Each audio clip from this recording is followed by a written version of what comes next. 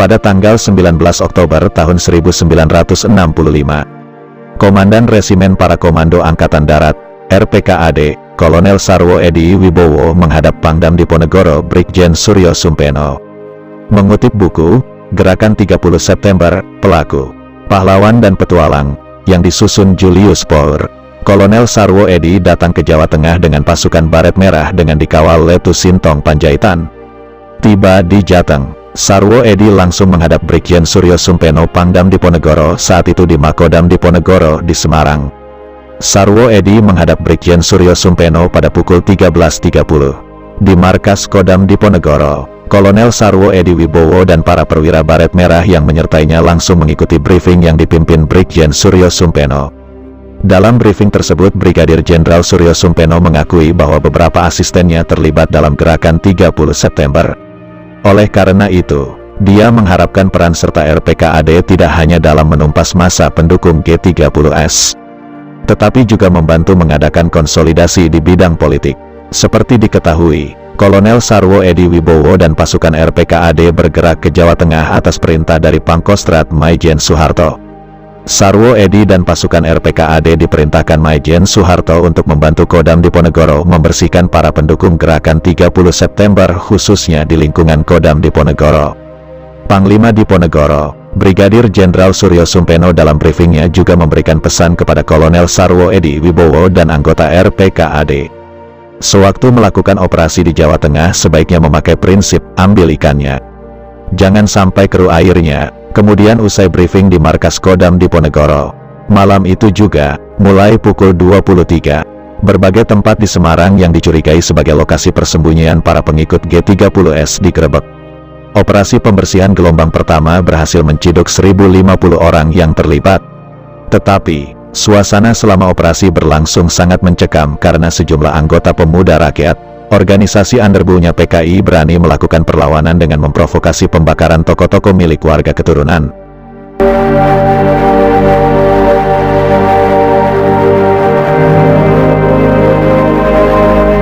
Setelah suasana di Semarang bisa dikendalikan, pada pukul 21 tanggal 21 Oktober tahun 1965, sebagian pasukan RPKAD bergerak menuju Magelang. 3 kompi di bawah pimpinan Wakil Komandan Batalion 1, RPKAD Mayor Subeci, ditinggalkan di Semarang. Begitu sampai di Magelang, RPKAD langsung melakukan show of force keliling kota.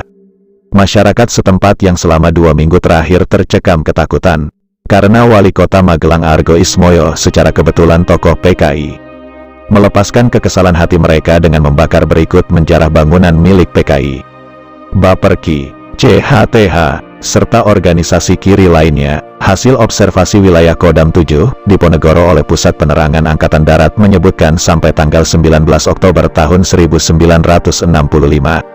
Sebelum RPKAD datang, masyarakat masih diliputi oleh keraguan-raguan, terutama bila melihat kenyataan yang diperbuat instansi militer setempat.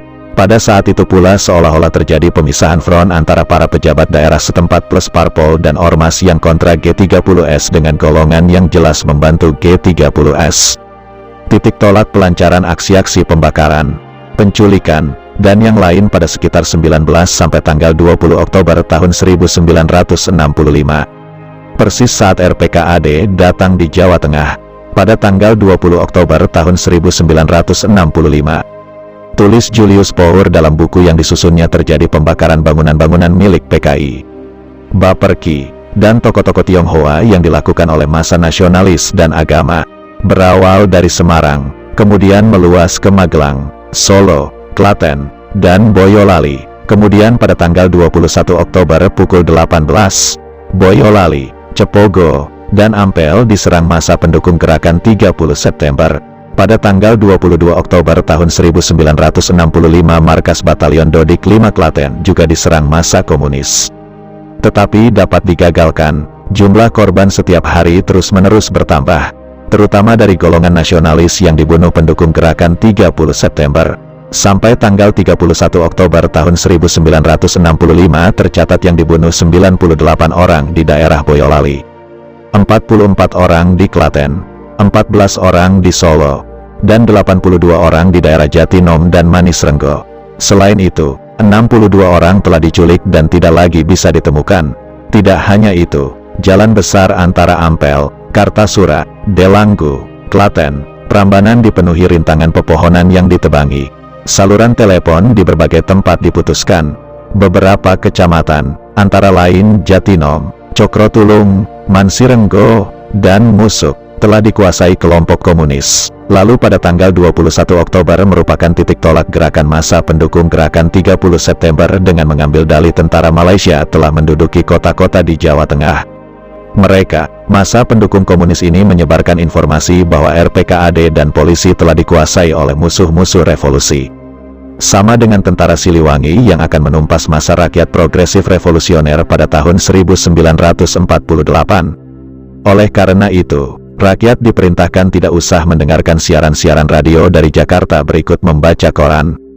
Karena semua beritanya tidak benar alias bohong. Begitulah massa pendukung gerakan 30 September memutarbalikkan fakta.